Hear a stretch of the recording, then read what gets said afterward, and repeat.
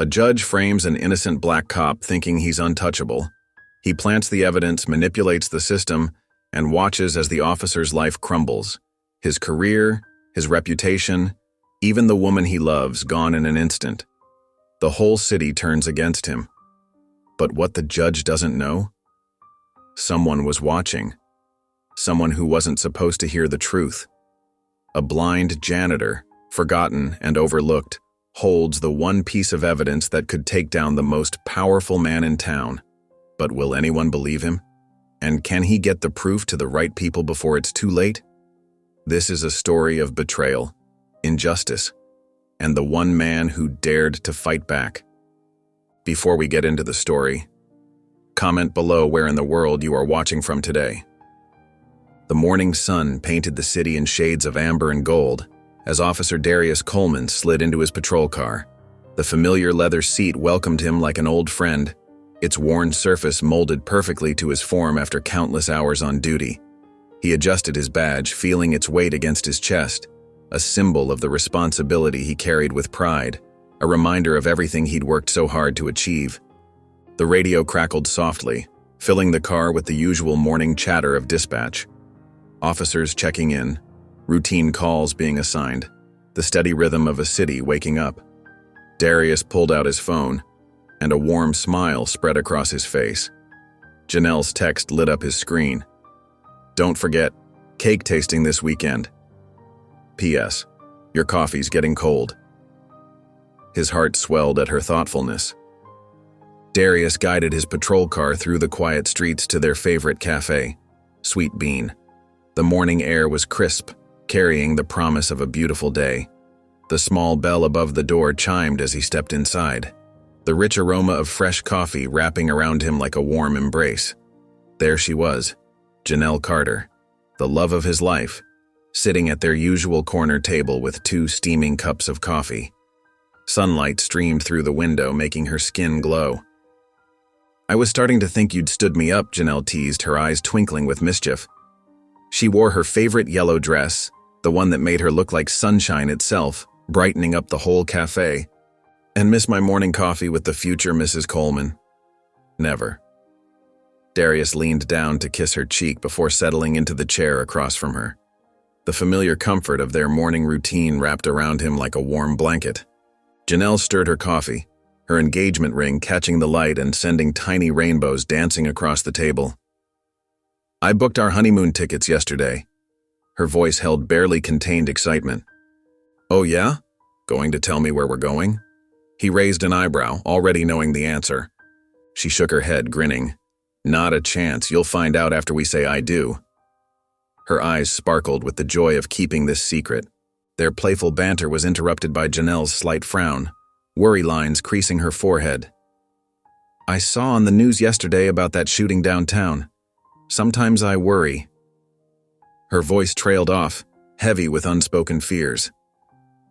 Darius reached across the table, taking her hand in his thumb gently stroking her skin.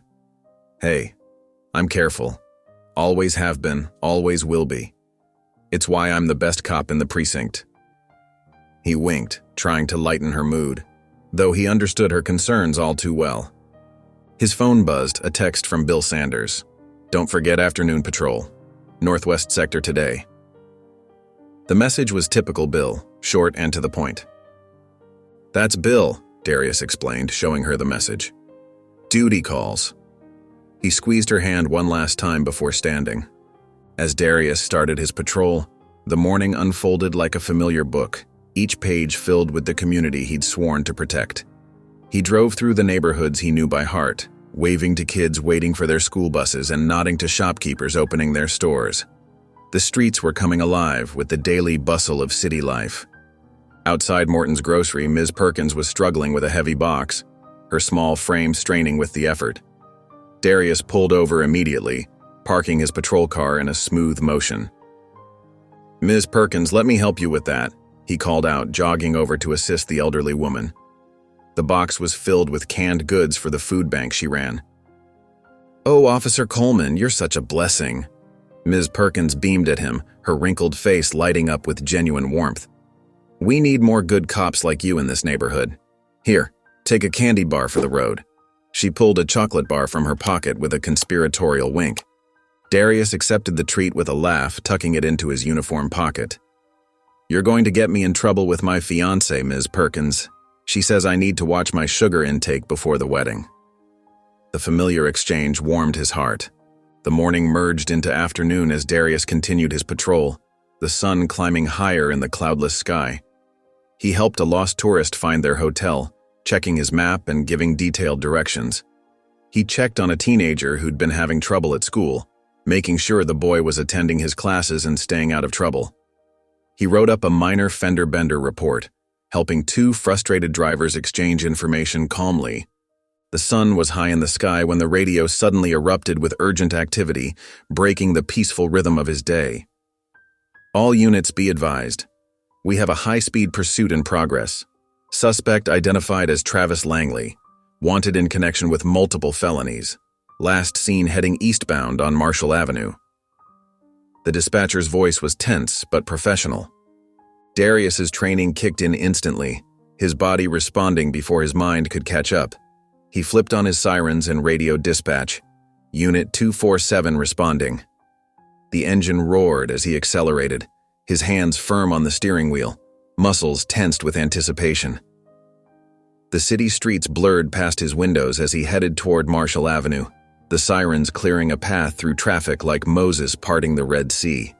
His radio crackled again with updates about Langley's location, the static-filled voices painting a picture of the chase. Darius knew the name: Travis Langley, son of real estate mogul Richard Langley. The kind of suspect who usually got kid glove treatment because of his connections, who'd probably never faced real consequences for his actions in his life. The patrol car's engine hummed beneath him as he sped toward the chase, the afternoon sun now harsh and bright overhead, casting sharp shadows across the dashboard.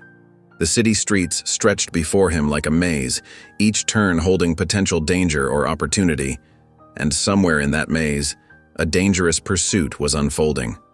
His heart pounded with a mixture of excitement and apprehension, knowing that whatever happened next would be anything but routine. Sirens wailed through the city streets as Darius's patrol car weaved through traffic. His hands gripped the steering wheel tight, knuckles white with tension as he followed the red taillights of Travis Langley's luxury sports car ahead. The expensive vehicle, probably worth more than Darius made in 2 years, fishtailed around corners with dangerous speed, its silver paint gleaming in the afternoon light. "Subject heading east on Madison," Darius called into his radio, his voice steady despite his racing pulse. "He's not slowing down. Multiple near misses with civilian vehicles." Officer Sanders's voice crackled through, thick with static. "Copy that. I'm coming up from Pine Street to cut him off. Be careful, Coleman." The chase had gone on for 15 minutes, and Darius's heart pounded with each near miss as Travis swerved between cars, forcing them to brake hard or veer aside. Innocent people could get hurt if this didn't end soon. The afternoon sun caught the chrome finish of Travis's car as it took another sharp turn, tires squealing against the pavement. "He's running out of road," Darius muttered to himself, noting how the street narrowed ahead between old brick buildings. Sweat beaded on his forehead as he maintained pursuit. As if on cue, Travis's car suddenly lost control. The sports car spun wildly, tires screaming against asphalt before slamming into a streetlight with a sickening crunch of metal. The impact echoed through the empty intersection, and steam hissed from the crumpled hood as fluids leaked onto the pavement. Darius pulled up behind the wreck, throwing his car into park and activating his emergency lights. "Dispatch, suspect has crashed at 5th and Madison, requesting medical support, possible injuries."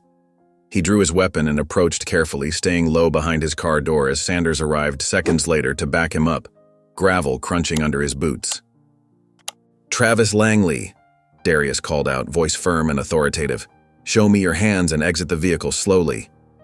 The driver's door creaked open with a metallic groan, and Travis stumbled out. Despite the crash, he looked mostly unharmed, just dazed and disoriented. His expensive charcoal suit was wrinkled and dusty, and a thin line of bright red blood trickled from his nose down to his chin. His glazed eyes struggled to focus on the officers, darting between them. "On your knees, hands behind your head," Sanders ordered, weapon trained steadily. As they secured Travis, Darius noticed a black duffel bag that had spilled open in the passenger seat. White powder dusted the cream leather interior like fresh snow. His stomach dropped.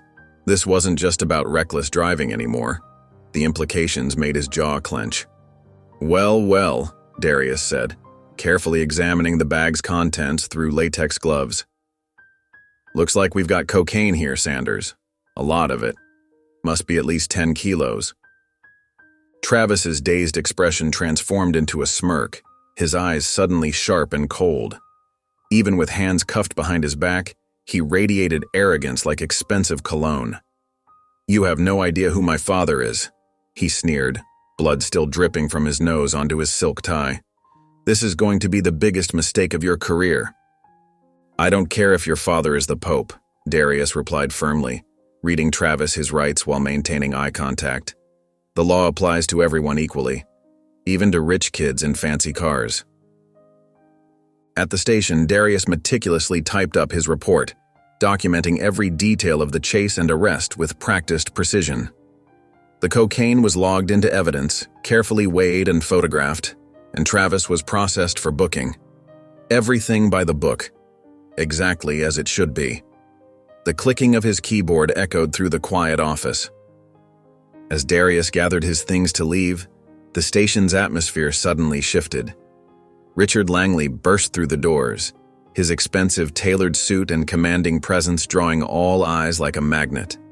Behind him strode a sharp-dressed lawyer carrying a leather briefcase that probably cost more than Darius's car, his polished shoes clicking against the linoleum floor. Langley's cold eyes locked onto Darius, burning with quiet rage. The look lasted only seconds, but the message was clear. This wasn't over.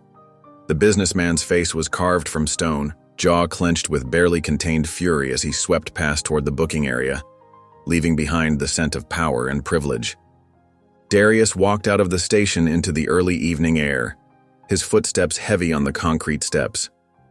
Despite the warm temperature, a chill ran down his spine, raising goosebumps on his arms. Something about Langley's stare had felt like a promise of trouble to come. He couldn't shake the feeling that this arrest was just the beginning of something much bigger and much more dangerous. The next morning dawned gray and heavy, matching Darius's uneasy mood as he walked into the precinct. Something felt different, wrong.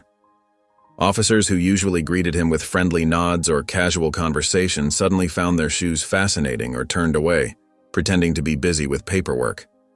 The tension in the air was thick enough to cut with a knife. At his desk, Darius caught fragments of whispered conversations that died as soon as he got close. His coffee mug felt unusually heavy in his hand as he watched his captain, James Holloway, engaged in what looked like an intense discussion with Judge Walter Kensington near the water cooler.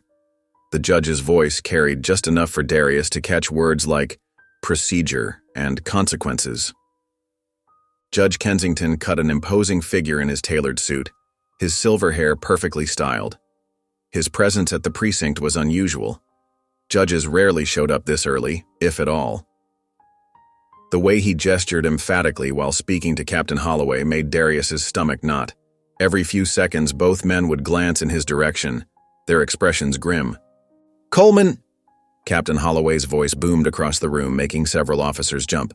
"My office, now!" Darius set down his untouched coffee and walked to the captain's office, feeling every eye in the room on his back. The floor seemed to stretch endlessly before him. Inside, the captain's usually welcoming demeanor had been replaced with something harder, more guarded. The morning light filtering through the blinds cast prison bar shadows across the desk. "Sit down," Holloway said, closing the door with a soft click. "We need to discuss your report on the Langley arrest." "What about it, sir? Everything in that report is exactly what happened." Darius's voice remained steady, though his heart hammered against his ribs. "That's the problem." Holloway leaned forward, his voice dropping to barely above a whisper. "You may have made the wrong enemies here, Coleman. Judge Kensington is personally reviewing this case." "With all due respect, sir, why would a judge take such interest in a routine drug arrest?" Darius fought to keep the edge from his voice. Holloway's face tightened, deep lines appearing around his mouth. "Nothing involving the Langleys is routine. You'd do well to remember that.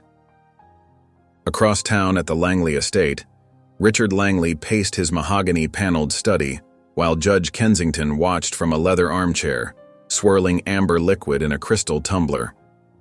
The morning sun caught the expensive decor, highlighting the family portraits and hunting trophies that lined the walls. "This officer, Coleman, he needs to learn his place," Langley spat, his face red with anger. "My son in handcuffs? Like some common criminal? Do you know how many calls I've had to field from our friends at the country club?" "Calm yourself, Richard," Kensington said smoothly, his voice carrying the practiced patience of a man used to managing other people's crises. "These things require finesse. Officer Coleman won't be wearing a badge much longer, I assure you. He humiliated my family. I want him destroyed." Langley's fist came down hard on his desk, rattling a nearby crystal decanter. "And he will be." Kensington set down his glass with deliberate care. "But we do this my way. Clean, untraceable. When I'm done, he'll wish he'd never heard the name Langley." Back at the precinct, Darius sat at his desk staring at his arrest report. His fellow officers moved around him like he was surrounded by an invisible barrier. Even his partner Sanders had made himself scarce, leaving behind half-finished paperwork and a cooling cup of coffee. The truth was right there in black and white. The drugs, the chase, the arrest. Everything by the book. Everything right. But now, watching Judge Kensington stride purposefully through the precinct toward the exit, his polished shoes clicking against the floor, Darius felt the ground shifting beneath his feet. He squared his shoulders, jaw set with determination. Small tremors ran through his hands, but he clenched them into fists. The truth would hold. It had to. Because if it didn't, what was any of this for? What did the badge even mean? The morning news blared from Darius's TV, jolting him awake. His coffee cup clattered against the kitchen counter as the anchor's words hit him like physical blows, the hot liquid sloshing dangerously close to the rim. Breaking news. Shocking evidence suggests Officer Darius Coleman, previously celebrated as one of the city's finest, may have planted evidence during the high-profile arrest of Travis Langley last week. Anonymous sources within the department have provided security footage that appears to show Officer Coleman tampering with evidence at the scene. This development has sent shockwaves through the community. Darius's hands trembled as he watched grainy footage of the arrest, strategically edited to make his actions look suspicious. His methodical search of the vehicle now appeared sinister through the lens of carefully selected camera angles. Every movement he remembered making with professional precision was now twisted into something dark and corrupt. "This can't be happening," he muttered, grabbing his keys and jacket with unsteady hands. The familiar leather felt foreign against his skin. The drive to the precinct felt surreal, each traffic light an eternity. Radio stations buzzed with the story, each report more damaging than the last. Some hosts he'd considered friendly voices now spoke his name with barely concealed contempt. Outside the station, news vans clustered like vultures, reporters clutching microphones and waiting for fresh meat, their eager faces illuminated by camera lights. Inside, the silence hit harder than any accusation. Officers who'd shared laughs with him just days ago now turned away, their faces masks of disappointment or disgust. Some whispered behind raised hands. Others simply pretended he didn't exist. The squad room, usually alive with activity, fell into uncomfortable quiet as he passed. "Coleman." Captain Holloway's voice carried none of its usual warmth. "Internal affairs." Now. Each word fell like a hammer blow. In the conference room, Judge Kensington sat at the head of the table, his expression a perfect blend of concern and stern disapproval. Two internal affairs investigators flanked him, their faces professionally blank, notepads positioned precisely before them. "Officer Coleman," Kensington's voice dripped with false sympathy, "these are very serious allegations. We have footage suggesting you planted evidence, witness statements indicating suspicious behavior, and now," he paused for effect, adjusting his gold cufflinks, "we've discovered irregularities in your previous arrest records." "That's impossible," Darius said, his voice steady despite his racing heart. "I've never planted evidence. Never. Check the body cam footage, the dash cam." "Unfortunately," One of the IA investigators cut in, shuffling through papers without making eye contact. There seems to be some technical issues with those recordings from that day. They're corrupted. Of course they were. Darius felt sick, his stomach churning with a mixture of rage and disbelief.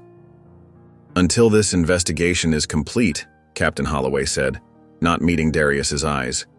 "You're placed on administrative leave. Badge and gun, please." His words echoed in the sterile room. The weight of his badge felt like lead in his hands.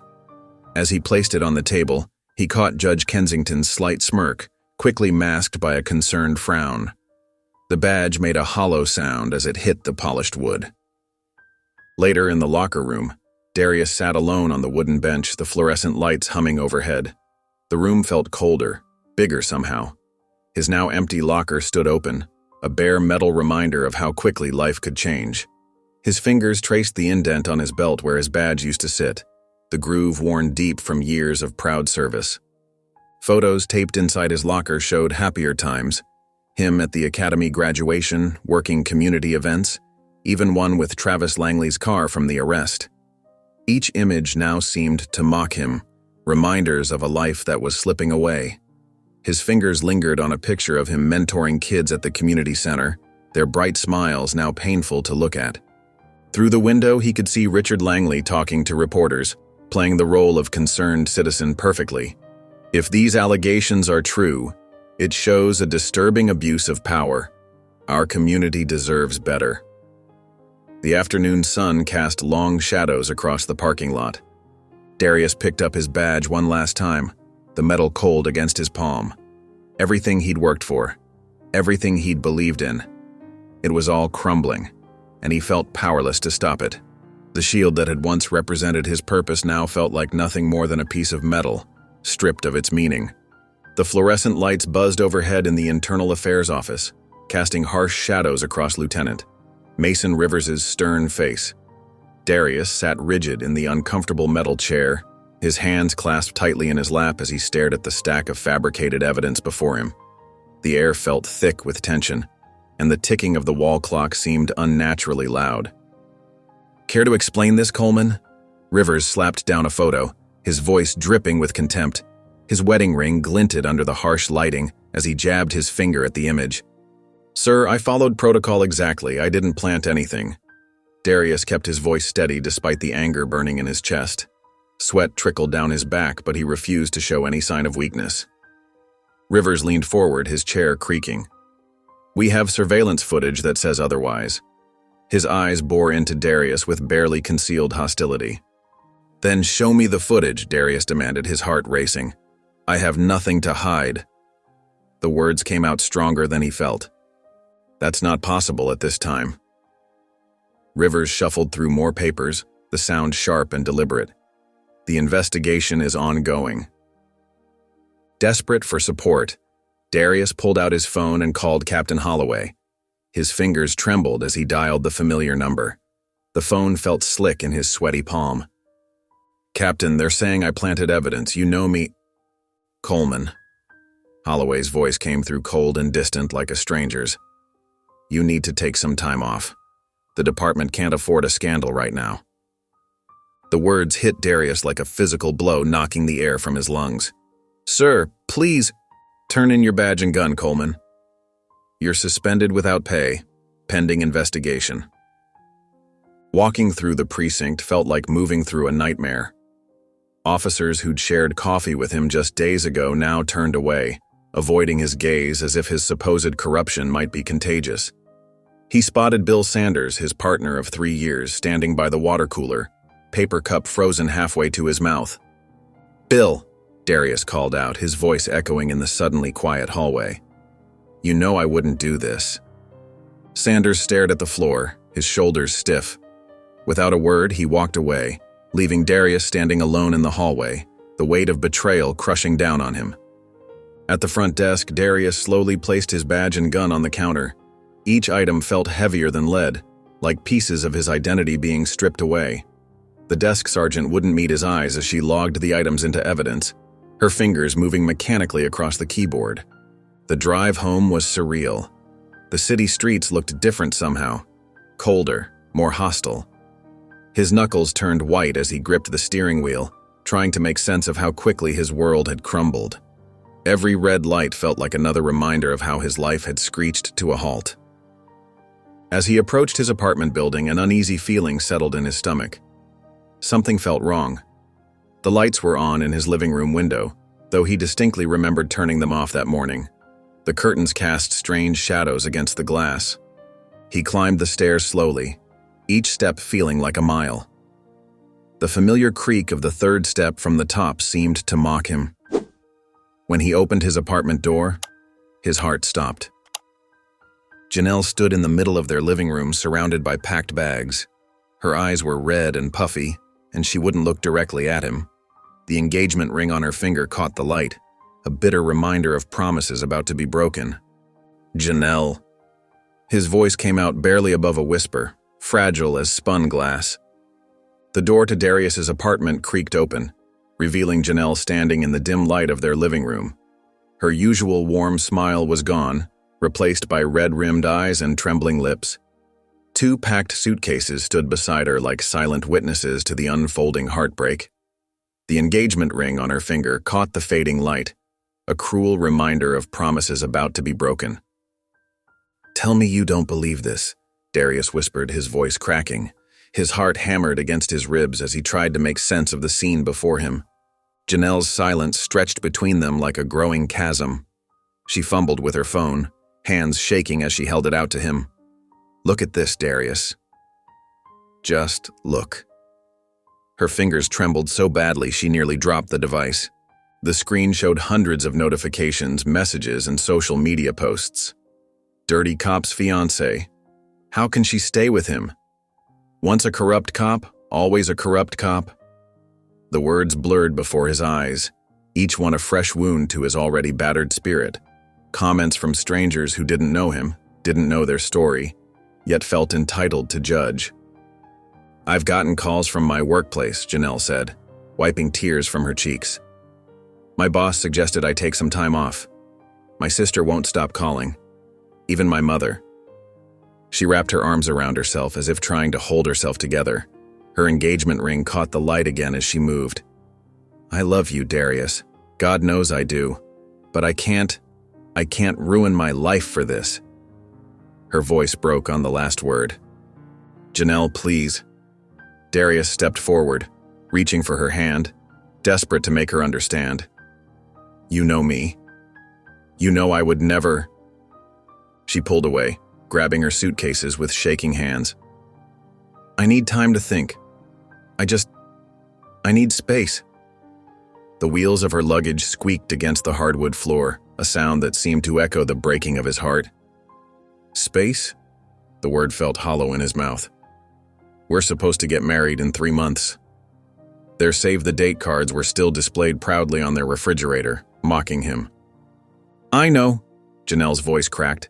"Don't you think I know that? The venue keeps calling, asking if we want to cancel. The florist, the caterer, everyone knows Darius. Everyone." Her mascara left dark trails down her cheeks. She moved toward the door, then paused. On the kitchen counter, she placed a folded piece of paper. "I'm sorry," she whispered, not looking back as she walked out. The sound of her heels against the floor seemed to count down the final moments of their relationship. Darius stood frozen, listening to her footsteps fade down the hallway. The click of the elevator doors opening and closing echoed like a final goodbye. The engagement ring they'd chosen together 6 months ago was now just another broken promise. His legs gave out and he sank onto the couch. The apartment felt too big, too empty. Their photos still hung on the walls, vacation snapshots, family gatherings, the day he proposed at her favorite restaurant. Each image now felt like a knife twisting in his chest. Memories of happier times turned bitter. With trembling fingers, he picked up the note from the counter. Janelle's familiar handwriting blurred through his tears. "I don't know who you are anymore." The paper crumpled slightly in his grip as his hands shook. The words hit him like physical blows. He'd lost his badge, his reputation, his colleagues' respect, and now Janelle. The silence of the apartment pressed in around him as night fell, broken only by the occasional distant siren that reminded him of the life he'd lost. He must have fallen asleep on the couch because the next thing he knew, sunlight was streaming through the windows, and his phone was ringing. His mother's name flashed on the screen. The morning light revealed the mess of tissues around him and the wrinkled state of his uniform from yesterday. "Baby." Evelyn Coleman's voice was thick with tears. "The news. Turn on the news." The tremor in her voice told him that whatever was coming would only add to his growing nightmare. Darius's hand trembled as he fumbled with the TV remote. His mother's sobs echoed through the phone pressed against his ear. The morning news anchor's voice filled his living room, crisp and professional, but her words cut like knives. Breaking news this morning as Officer Darius Coleman faces criminal charges for evidence tampering in the high-profile Travis Langley case. Surveillance footage appears to show Coleman planting drugs in Langley's vehicle during last week's arrest. The screen split to show grainy footage of what looked like him reaching into his pocket before searching Travis's car. Darius's stomach churned. He knew that wasn't what happened, but the video had been edited to tell a different story. "Mom, please don't cry," he said softly into the phone. "None of this is true." "Baby, I know," Evelyn Coleman's voice cracked. "I raised you better than that. I raised you to be honest, to serve God and your community. But these people on TV, they're making you look like—" "I know, Mom. I know." Darius closed his eyes, fighting back tears of his own. The weight of the accusation bore down on him like a heavy stone, threatening to crush his spirit. Meanwhile, in the courthouse basement, Mr. Henry Williams ran his weathered hands along his mop handle, the familiar texture grounding him as his small radio delivered the same devastating news. His unseeing eyes might not have witnessed the corruption, but his ears had caught every word of last night's conversation. He'd been cleaning near Judge Kensington's chambers, moving slowly and quietly as he always did, when the voices drifted through the door. Most people forgot about the blind janitor, treated him like part of the furniture. That's why they never bothered to lower their voices around him. "The footage has been altered exactly as we discussed," Kensington had said, his usual authoritative tone tinged with satisfaction. "By tomorrow morning, Officer Coleman's career will be in shambles." "Good," Richard Langley's voice had replied. "That's what happens when someone dares to touch my son. Make sure the evidence sticks. I want him destroyed." "Don't worry," Kensington had laughed. "Who would believe a disgraced cop over a respected judge?" Now, as the morning news droned on from his radio, Mr. Henry's grip tightened on his mop. 40 years of cleaning these halls, 40 years of hearing secrets and lies, deals made in shadows. He'd stayed quiet, kept his head down, done his job, but this time felt different. He remembered Officer Coleman's voice from his patrols, always stopping to say hello, always treating him with respect. "How are you doing today, Mr. Henry?" he would ask, and actually wait for an answer. Not many people did that. Back in his apartment, Darius watched numbly as reporters gathered outside the precinct, shoving microphones in his colleagues' faces. His mother was still on the phone, praying out loud now, asking God to protect her son. "The Lord sees everything," she said firmly. "He knows the truth, baby. We just have to trust in him." Darius wanted to believe that was enough. But right now, watching his life crumble on live television, faith felt like a fragile thing. The news anchor was now interviewing legal experts who discussed the severity of evidence tampering charges, speculating about potential prison time. In the courthouse basement, Mr. Henry carefully stored his mop in the supply closet. His hands found his worn jacket, and he pulled it on with determination. For 40 years, he'd been invisible in these halls. Maybe it was time to finally be seen. The fluorescent lights hummed overhead as Mr. Henry's cane tapped rhythmically against the worn linoleum floor of the public defender's office. The familiar smell of old coffee and dusty files filled his nostrils as he made his way forward, counting steps he'd memorized over 4 decades. His fingers brushed against the edge of a filing cabinet, 17 steps from the door, just as he remembered. Christopher Langston barely glanced up from the mountain of case files on his desk. Dark circles shadowed his eyes, and his tie hung loose around his neck, the silk wrinkled from too many 18-hour days. "Can I help you?" he asked. his voice carrying the weight of too many lost cases and broken promises. "My name is Henry Williams. I work as a janitor at the courthouse, and I need to talk to you about Darius Coleman." His words were measured, deliberate, each syllable carrying the gravity of his purpose. Langston sighed, running a hand through his disheveled hair. A half-empty coffee cup teetered precariously close to the edge of his desk. "Look, I've got 23 active cases. If you're here about Coleman, I'll get to his file when I can, maybe next week." "You don't understand," Mr. Henry said, gripping his cane tighter, the wood smooth beneath his weathered hands. "I know he's innocent. I heard them planning the whole thing. Every word, every whisper." "Them?" Langston's tone was skeptical, tinged with the exhaustion of a man who'd heard too many desperate pleas. "Mr. Williams, I can see well, that you can't see. How exactly did you witness anything?" Mr. Henry's face hardened, decades of dignity straightening his spine. "Just because I'm blind doesn't mean I don't know what's happening around me. I've worked in that courthouse longer than you've been alive. I know every crack in those marble floors, every whispered conversation in those hallowed halls." "I respect what you're trying to do," Langston said, shuffling papers on his desk, the sound of defeat in every rustle. "But a blind man's testimony, in front of a jury, the defense will rip you apart." The sound of Mr. Henry's cane striking the floor echoed through the office like a gunshot. Several heads turned in the cramped space, then quickly looked away. "You listen to me, young man," he said, his voice sharp with 40 years of witnessed injustice. "Just because I can't see doesn't mean I don't know. I heard that man plotting. If you don't do something, an innocent man will rot in prison." The office fell silent except for the hum of the lights and the distant sound of a phone ringing unanswered. Langston stopped shuffling papers, studying the elderly man standing before him.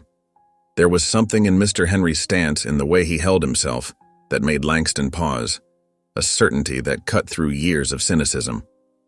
"5 minutes," Langston said finally, pushing aside a stack of manila folders.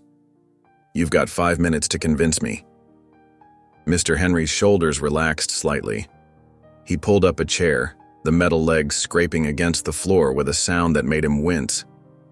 "I was doing my evening rounds when I heard voices from Judge Kensington's chambers. The judge and Richard Langley were talking.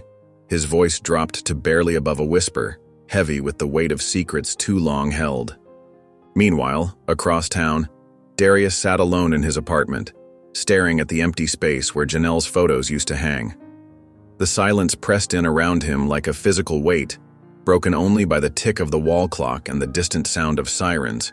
He was unaware that in a cramped public defender's office, someone was finally fighting for his truth, that the wheels of justice were slowly beginning to turn in his favor. The morning sun barely filtered through Darius's apartment windows when the crash came. His front door splintered inward with a deafening bang that made him bolt upright in bed, his heart leaping into his throat. He'd been on the phone with his mother trying to comfort her after yesterday's devastating news, assuring her everything would be okay, even though uncertainty gnawed at his own gut. "Police, get on the ground now!" Multiple voices shouted as heavy boots thundered through his home, the sound echoing off the walls like a gathering storm. "Baby? What's happening? Darius?" His mother's voice crackled through the phone, high with panic, trembling with fear he'd never heard before. Before Darius could respond, officers burst into his bedroom, weapons trained on him. The same guns he'd carried proudly now pointed at his chest, cold and threatening. He recognized faces behind those weapons, people he'd shared coffee with, worked cases with, celebrated victories with. Their expressions were hard masks now, devoid of friendship. "Hands where we can see them," an officer barked, finger tensed on the trigger. "I'm not resisting," Darius said calmly, raising his hands.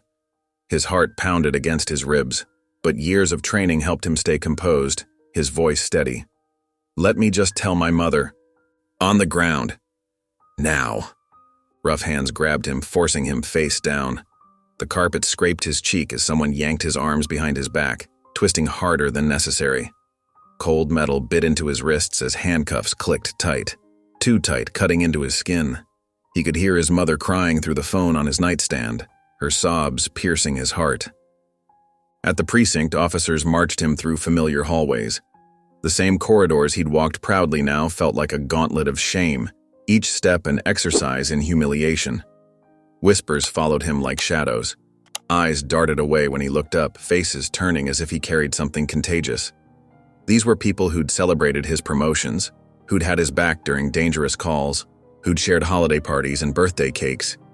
His former partner, Bill Sanders, stood by the water cooler, coffee cup frozen halfway to his mouth. Their eyes met briefly. Bill's face tightened, guilt flickering across his features, but he quickly looked down at his shoes. No words, no support, just silence that spoke volumes about loyalty. They threw him in a holding cell, the same one he'd put countless suspects in before. The metal bench was cold and hard against his back, the familiar smell of disinfectant now sickeningly sweet. Hours crawled by as Darius sat there, his thoughts spinning like leaves in a storm. Every creak of the building, every distant voice, reminded him of better days, of times when he'd stood on the other side of these bars. When they finally led him to the courtroom, his legs felt wooden, heavy with dread. The walk down the center aisle seemed endless, each step echoing in the hushed space. But then he saw her, his mother, Evelyn, sitting straight-backed in the gallery, her Sunday best perfectly pressed despite the early hour. Her eyes were red from crying, but her chin was lifted high, dignified in her pain. When their gazes met, she mouthed the words that gave him strength. "Hold your head up, son." Judge Kensington sat on the bench looking down at Darius with barely concealed satisfaction, his judicial robes a mockery of justice. The same man who'd shaken his hand at community events, praised his service record, now wielded power over his fate with obvious relish.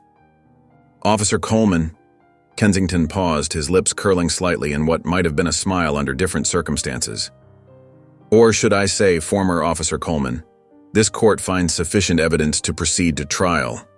The words fell like hammer blows in the quiet courtroom, each syllable another nail in the coffin of his career. Darius stood straight, refusing to bow his head despite the weight pressing down on his shoulders. Behind him, he could hear his mother's quiet prayer, a whispered lifeline in this nightmare, her faith a beacon in the darkness that was closing in around him. The morning sun cast long shadows through the courthouse windows as Mr. Henry Williams sat outside the public defender's office, his weathered hands gripping his wooden cane. The familiar sounds of shuffling papers and clicking heels echoed through the hallway, punctuated by the distant chime of the elevator. After 40 years in these halls, he knew every creak, every whisper, every rhythm of the building's daily life. Even the morning janitor's squeaky cart had its own particular melody. Christopher Langston arrived 20 minutes late, his footsteps heavy with exhaustion. Henry recognized the scent of cheap coffee and the rustle of an oversized briefcase, along with the faint smell of yesterday's takeout lingering on his clothes. "Mr. Langston," Henry called out, his voice steady and clear. "I need to speak with you about Darius Coleman's case." Langston barely paused, keys jingling as he fumbled with his office door. "Look, Mr. Henry, I've got 3 cases this morning and—" "This can't wait." Henry's cane tapped against the floor as he stood, the sound echoing in the empty hallway. "That young man is innocent." Inside Langston's cramped office, papers scattered across every surface, Henry could smell the mustiness of old files and stale air. Coffee rings stained abandoned cups, and a half-eaten sandwich from yesterday sat forgotten on the windowsill. He heard Langston drop heavily into his chair, the ancient springs protesting under his weight. "Mr. Henry, I appreciate your concern, but what could you possibly—" "I heard everything." Henry's voice cut through the air like a knife. "Everything Judge Kensington and Richard Langley said in that chamber." Langston's chair creaked as he leaned back, the leather crackling with age. "You're blind, Mr. Henry. No jury's going to—" Henry's hand slammed down on the desk, making coffee cups rattle and sending a pen rolling to the floor. "I may be blind, but I am not deaf. You're going to listen to me, son." The room fell silent except for the gentle whir of an ancient ceiling fan, its blades casting rotating shadows across the cluttered office. Henry leaned forward, his unseeing eyes somehow finding Langston's face with uncanny precision. 2 nights ago, I was cleaning outside Kensington's chambers. They thought they were alone.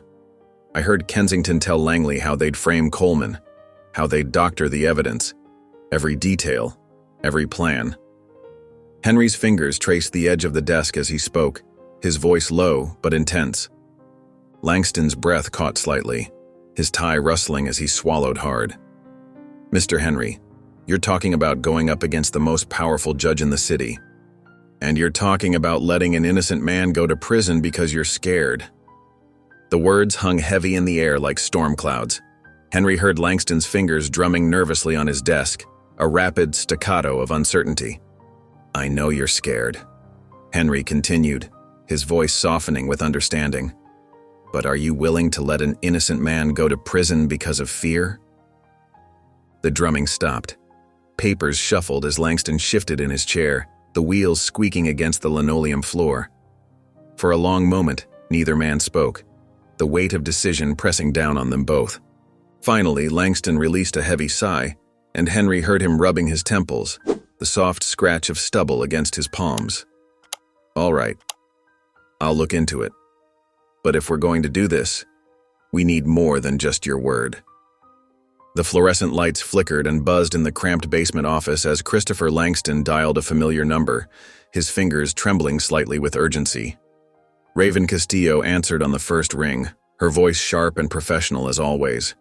Castillo speaking. Raven, I need your help. This is about the Coleman case. His voice carried the weight of sleepless nights and mounting pressure. The cop who planted evidence, it's all over the news. They're crucifying him on every channel. That's just it. I don't think he did it. Can you come in now? It's important.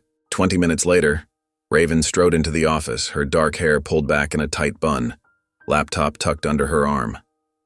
Her heels clicked against the worn linoleum floor as she walked in. Her eyes were bright with curiosity as Langston explained the situation, gesturing animatedly. A blind janitor overheard Judge Kensington plotting to frame Officer Coleman, Langston said, running his fingers through his disheveled hair. Dark circles under his eyes betrayed his exhaustion. I need proof. Real proof. Something concrete. Can you access the courthouse security footage? Raven cracked her knuckles, a determined smile playing at her lips. Give me time and coffee. Lots of coffee. This could take a while. For the next 4 hours, Raven sat hunched over her laptop, methodically combing through footage, her face illuminated by the screen's blue glow. The office grew darker as afternoon shadows crept across the walls, making the space feel even more claustrophobic. Empty coffee cups littered her desk, testament to their determination. Langston paced behind her like a caged tiger, occasionally peering over her shoulder, his nervous energy filling the small room. Wait! Raven's hand shot up, freezing Langston mid-step. Her fingers flew across the keyboard with practiced precision, rewinding the footage frame by frame. There, last Tuesday, 11:47 p.m., look at this. The grainy black and white footage showed a familiar figure moving through the empty courthouse hallway, checking his surroundings. Judge Kensington, looking over his shoulder like a guilty man, slipped into the evidence room. Minutes later, he emerged, hastily tucking something into his jacket pocket. Look at the timestamp, Raven said, her voice tight with excitement, pointing at the corner of the screen. This was the night before the evidence against Coleman appeared. It can't be a coincidence. Langston leaned closer, squinting at the screen, his heart pounding. Can you enhance it? We need to be absolutely certain. Already on it. Raven's fingers danced across the keyboard, her expertise evident in every keystroke. The image sharpened, revealing Kensington clearly placing an envelope into the evidence locker, his movements quick and furtive. This is it, she breathed, grabbing her phone with shaking hands. You need to see this. Right now, this changes everything. Langston stared at the footage, his face draining of color as the implications sank in. Years of defending the seemingly indefensible had left him cynical. But this was different. This was irrefutable proof of corruption at the highest level, caught on camera. We've got him, Raven whispered, her eyes still fixed on the screen, reflecting the damning evidence before them. Langston straightened up, adjusting his tie with newfound purpose. "This isn't just about Darius anymore," he said, his voice filled with quiet determination. "This is about exposing a system that's been broken for years, and now we can prove it." The night air was crisp and cool as Mr. Henry made his way down the familiar sidewalk, his cane tapping rhythmically against the concrete. After 40 years of walking these streets, he knew every crack, every uneven spot, every corner by heart. But tonight felt different. The usual comfort of his routine was replaced by an unsettling sensation crawling up his spine. Even the evening sounds, the distant hum of traffic, the rustle of leaves, the occasional dog bark, seemed muted, as if the world itself was holding its breath. Someone was watching him. He could feel it. His acute hearing picked up footsteps behind him. Too measured, too careful to be casual passers-by. They were matching his pace, staying just far enough back to think they weren't noticed. The soft scuff of rubber soles against concrete told him there were at least two of them. Henry's grip tightened on his cane as he turned the corner into the alley near his building, a shortcut he'd taken thousands of times before.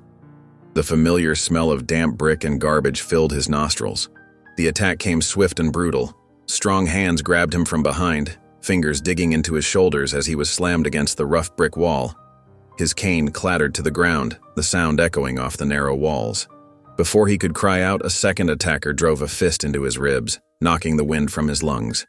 The impact sent shockwaves through his entire body. "Stay quiet," a harsh voice whispered in his ear, hot breath against his skin. "No one needs to know what you heard." The voice was trying to sound tough, but Henry caught the slight tremor of nervousness underneath. Henry struggled against their grip, but another punch to his side made him double over in pain. His chest burned with each ragged breath. He felt them yanking his bag away, the bag containing his cassette recorder and all his carefully written notes in Braille. The strap caught on his shoulder before snapping with a sharp crack. The first attacker shoved him hard, sending him sprawling onto the cold pavement. His palms scraped against the rough ground as he tried to break his fall. He could taste blood from his split lip, feel the sting of bruises forming on his face and ribs. The metallic tang of blood filled his mouth. Quick footsteps echoed through the alley as the attackers fled with his bag, leaving him alone in the darkness he'd known his whole life. But this darkness felt heavier somehow, filled with the weight of what had just happened. The sound of their retreat grew fainter until it merged with the distant city noise. Henry pushed himself up slowly, every movement sending sharp pains through his body. His hand found the brick wall, and he used it to steady himself as he got to his feet. His fingers gently touched his face, feeling the swelling around his eye and the warm trickle of blood from his lip. Each breath was a struggle, suggesting at least one bruised rib.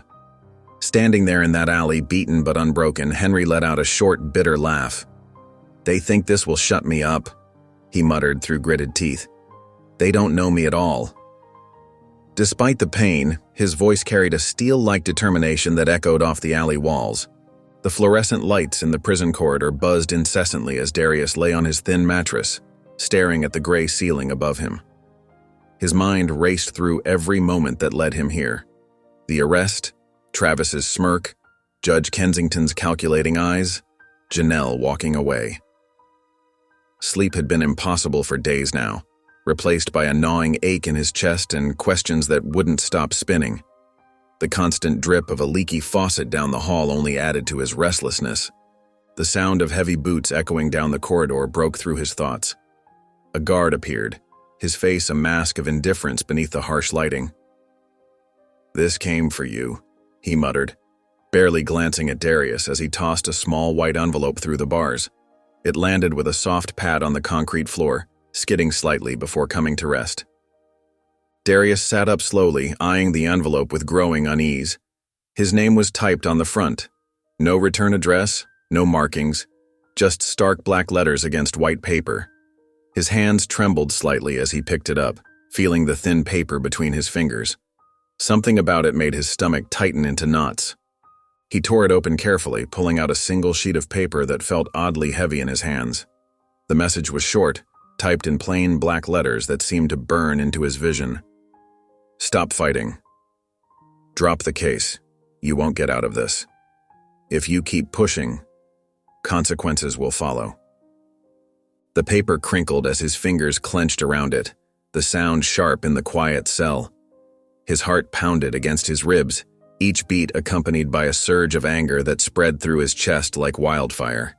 This wasn't just a message, it was a threat, plain and simple. Someone was scared enough of what he might do that they felt the need to warn him off, to try to silence him. Standing up, Darius walked to the bars of his cell, gripping them until his knuckles turned white against his dark skin. The crumpled note was still clutched in his fist, a reminder of everything he was fighting against. Was it Kensington who sent this? Langley? Or someone even higher up, pulling strings he couldn't even see from his cramped cell? The threat should have frightened him. Maybe that's what they were counting on. Instead, it lit a fire in his chest that burned away any trace of fear. They thought they could intimidate him into silence, make him give up and accept their lies. A bitter laugh escaped his throat, echoing slightly in the empty corridor. They clearly didn't know who they were dealing with, didn't understand what it meant to have nothing left to lose. His grip tightened on the bars as determination coursed through him, steadying his shaking hands. He was done being their victim, done watching his life get torn apart while they sat in their comfortable offices thinking they were untouchable. If they wanted him to back down, they'd just made a serious mistake. This threat was proof they were worried, and they should be. "They think I'm just going to roll over," he whispered to himself, his voice hard with resolve. Not a chance. The words hung in the air like a promise, and for the first time in days, Darius felt something close to hope. The harsh fluorescent lights of the hospital room made Mr. Henry's head throb as he regained consciousness. His entire body felt like it had been run over by a truck, then backed over again for good measure. Every breath sent sharp pains through his ribs, and his face felt swollen and tender, like an overripe fruit ready to burst. "Easy there, Mr. Williams," a gentle voice said. "You need to stay still. Your body's been through quite an ordeal."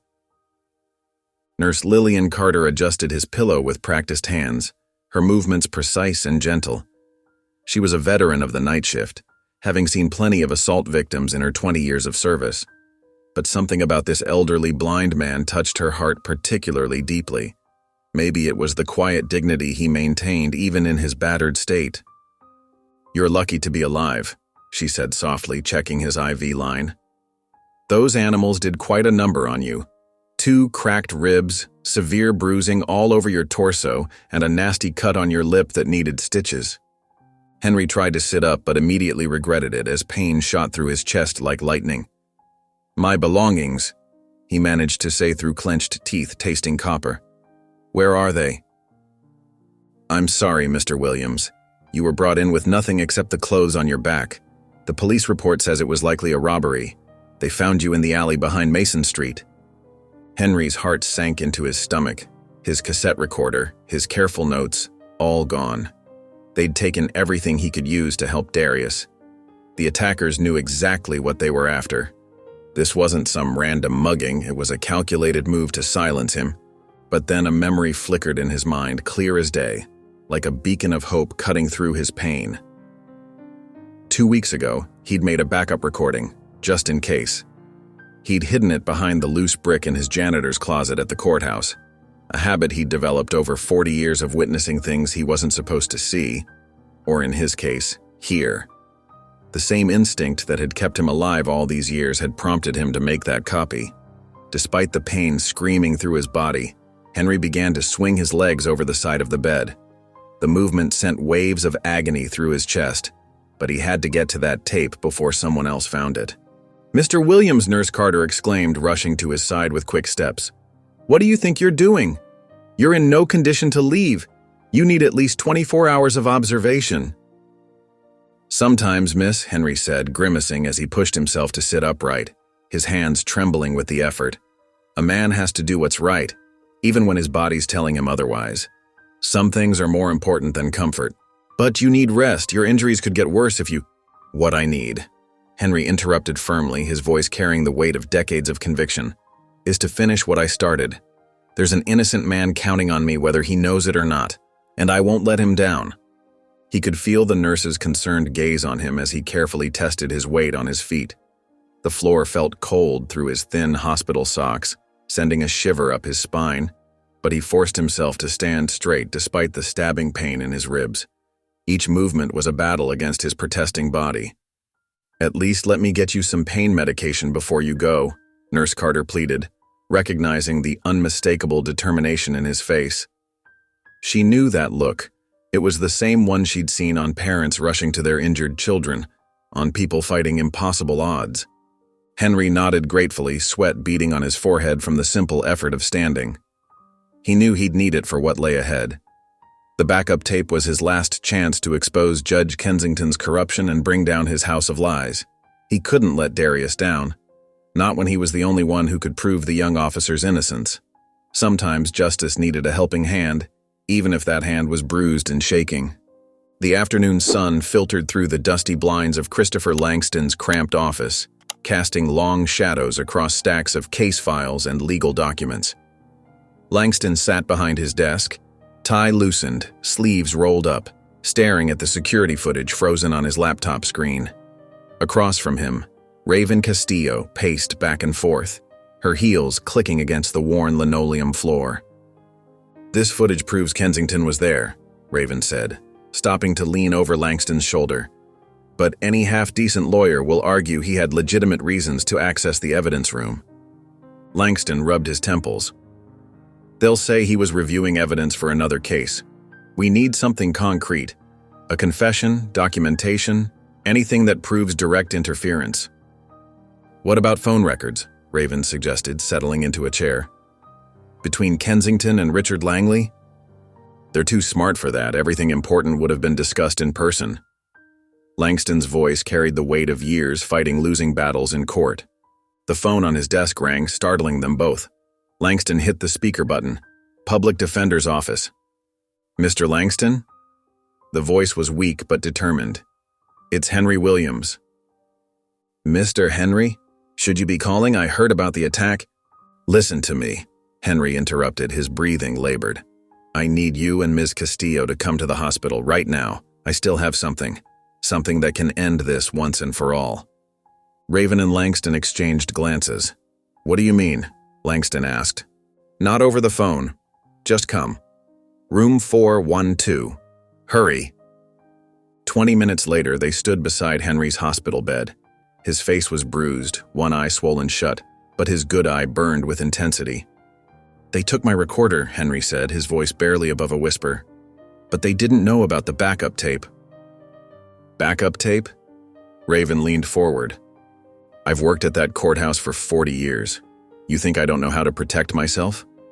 A small smile crossed Henry's battered face. "After I heard Kensington and Langley that night, I made 2 recordings. The second one is hidden in my supply closet behind the loose brick near the floor." Langston's heart began to race. "And it has everything? The conversation about framing Darius?" "Everything," Henry confirmed. "Clear as day. Kensington, Langley, the whole plot." "Why didn't you tell us about this before?" Raven asked. "Because I'm not a fool. Never keep all your evidence in one place." Henry reached out, finding Langston's hand and gripping it with surprising strength. "You need to get that tape before they do, or everything is lost." The morning sun streamed through the tall courthouse windows, casting harsh shadows across the packed courtroom. Every wooden bench creaked under the weight of spectators, reporters clutched their notepads, and uniformed officers lined the walls. The air felt thick with tension and whispered conversations. Judge Walter Kensington swept into the room, his black robes flowing behind him as he ascended to his bench. His face held the faintest trace of a smirk as he adjusted his reading glasses. The bailiff's voice boomed through the chamber. "All rise." The heavy doors opened again and Darius Coleman shuffled in, the chains around his wrists and ankles clinking with each step. His orange jumpsuit seemed to glow under the fluorescent lights. Despite his shackles, he held his head high, scanning the crowd until he found his mother's face. Evelyn Coleman sat in the front row, her hands clasped in prayer, tears streaming down her cheeks. Their eyes met, and Darius felt his heart constrict. "Let's proceed," Kensington announced, his voice carrying authority that silenced the murmurs. Given the severity of these charges and the clear evidence before us, I see no reason for further delay." The prosecutor stood, a sleek laptop and projector ready. "Your Honor, we have surveillance footage that clearly shows Officer Coleman planting evidence in Mr. Langley's vehicle." The doctored video played on the wall. Darius watched himself, or rather, the carefully edited version of himself, appearing to slip something into Travis Langley's car. His fingernails dug into his palms as rage built inside him. The truth burned in his throat, begging to be shouted, but he knew it would only make things worse. Minutes ticked by and still no sign of Langston or Raven. The prosecution continued presenting their fabricated case, each piece of evidence more outrageous than the last. Darius felt the noose tightening around his neck with every passing moment. Just as Kensington leaned forward to deliver his verdict, the courtroom doors burst open. Christopher Langston stumbled in, his suit wrinkled, his briefcase clutched desperately to his chest. He was breathing hard as if he'd run up several flights of stairs. "Your Honor, Langston started, but Kensington cut him off with a wave of his hand. "You're too late, Mr. Langston," Kensington declared, his voice dripping with false regret. "This court has reviewed all necessary evidence." He cleared his throat and straightened his papers. "Based on the overwhelming evidence presented, this court finds the defendant, Darius Coleman, guilty of all charges." The courtroom erupted. Reporters jumped to their feet, cameras flashing. Officers moved to restrain Evelyn Coleman as she cried out, "No, not my baby!" The sound of her anguish cut through the chaos like a knife. As the bailiffs moved to take Darius away, he caught sight of Mr. Henry Williams standing at the back of the courtroom. The elderly janitor's face was bruised and swollen, but his unseeing eyes seemed to bore straight into Darius's soul. In that moment, something inside Darius hardened into steel. His shoulders straightened, his jaw set firm. They thought they'd broken him, but they had no idea how wrong they were. The harsh fluorescent lights flickered in Darius's prison cell, casting an eerie glow across the concrete walls. He sat on the thin mattress, his back against the cold wall, replaying the moment Judge Kensington had sealed his fate. The metal chains that had bound his wrists and ankles during transport might be gone, but their phantom weight still pressed against his skin. From somewhere down the cell block, angry shouts and curses echoed off the walls. But Darius heard none of it. All he could hear was his mother's heartbreaking sobs as the verdict was read, the sound cutting deeper than any knife could reach. The image of Evelyn Coleman's tear-streaked face, her hands trembling as she reached for him, was burned into his memory. His fingers traced the rough prison uniform, so different from the police uniform he'd worn with pride just weeks ago. The orange fabric felt like sandpaper against his skin, a constant reminder of how far he'd fallen. But it wasn't self-pity that filled his heart. It was rage, pure, focused rage at the corruption that had put him here. The image of Mr. Henry's battered face in the courtroom made his stomach clench. The elderly janitor had shown up despite his injuries, his swollen face and split lip telling the story of what happened to those who dared to stand up against Judge Kensington. Yet Henry had still come, had still tried to help, even after being attacked. The old man's courage stirred something deep inside Darius. Heavy footsteps approached his cell. A guard appeared, his face expressionless as he tossed a small piece of paper through the bars. It fluttered to the ground like a wounded bird. Darius waited until the guard's footsteps faded before reaching for it with trembling fingers. The paper was torn from a legal pad, folded into a tiny square. His heart pounded as he carefully unfolded it, revealing 5 simple words written in neat handwriting. "Hold on. We're coming for you." The note wasn't signed, but it didn't need to be. Whether it was Langston or Raven who had sent it, the message was clear. He wasn't alone in this fight. Someone on the outside still believed in him, still fought for him. Darius sat up straighter, his jaw set with determination. He looked at the note again, feeling strength flow back into his limbs. The system might have knocked him down, but they hadn't knocked him out. Not yet. Not while people like Henry, Langston, and Raven still stood in his corner.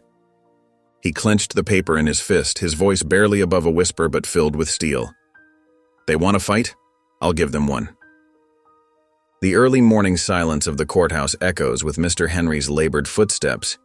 His ribs protest with each movement, reminding him of the brutal attack he endured. Gripping his white cane in one hand and holding his side with the other, he makes his way through the empty halls, his shoes squeaking against the freshly waxed floor. Just a little further, he mutters to himself, counting the steps he's taken thousands of times before.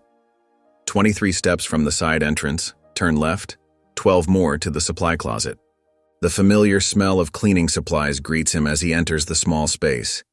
His hands, weathered but sure, move across the shelves with practiced precision. Bleach bottles, mop heads, paper towels. He knows the location of everything by touch alone. Come on, where are you? His fingers brush against something in the back corner of the highest shelf, an old shoebox covered in dust. Henry pulls it down carefully, his heart racing despite the pain in his chest. Inside, beneath some rags, his fingers find what they're seeking, the smooth plastic case of a cassette tape. He runs his thumb across the label, feeling the raised letters he'd carefully made with his label maker. Judge's office, night of setup. Clutching the tape close to his chest, Henry makes his way to Courtroom 3, the one he knows is always empty this early. The sound of his cane tapping against the floor seems too loud in the silence, but he can't move any faster with his injuries. Inside the courtroom, Henry pulls out an old cassette player from his jacket pocket. His hands shake slightly as he inserts the tape. The familiar click and whir of the mechanism starting up fills him with both hope and dread. At first, there's only static, then shuffling sounds. Henry turns up the volume slightly, holding his breath. Judge Kensington's voice suddenly fills the empty courtroom, clear and damning. Darius Coleman, he's finished. I made sure of it. That envelope, it's all set. When they find it, he'll never wear a badge again. Henry's fingers tremble as he stops the tape. This is it. The evidence they need. The proof that could save Darius and expose Kensington's corruption. He carefully removes the cassette and tucks it into his coat's inner pocket, patting it to make sure it's secure. Standing slowly, wincing at the pain in his ribs, Henry grips his cane and makes his way toward the exit. Each step feels lighter now, despite his injuries. He has what they need. Now he just has to get it to Langston. A shadow moves in the hallway, but Henry, focused on his mission and limited by his blindness, doesn't notice as he continues his determined path toward the courthouse exit. Christopher Langston's office felt like a tomb that morning. Papers were scattered across his desk, coffee cups littered every surface, and the weight of defeat hung heavy in the air. Raven Castillo sat slumped in a chair, her usually pristine appearance disheveled after hours of fruitless searching. "We've got nothing," Langston muttered, running his fingers through his unkempt hair. Without that security footage. He couldn't finish the sentence. The thought of Darius rotting in prison made his stomach turn. The sudden bang of his office door flying open made them both jump. Mr. Henry Williams stumbled in, his face still bruised, one hand clutching his ribs. His breathing came in ragged gasps. "Mr. Henry!" Raven rushed to help him into a chair. "You shouldn't be out of the hospital." Henry waved off her concern, his unseeing eyes bright with determination. With trembling hands, he reached into his coat and pulled out an old cassette tape. He slammed it onto Langston's desk with surprising force. "I got it," he wheezed. "That dirty judge's confession. Every word." Langston stared at the tape like it was made of gold. His hands shook as he grabbed his old tape player from the bottom drawer. The click of the tape being inserted seemed to echo in the tense silence. Then Kensington's voice filled the room, clear and damning. "Darius Coleman. He's finished. I made sure of it. That envelope? It's all set. When they find it, he'll never wear a badge again." Raven's hand flew to her mouth, her eyes wide with shock. More damning statements followed. Kensington discussing payment with Richard Langley, laughing about how easy it was to frame an innocent man. Langston felt his heart hammering in his chest.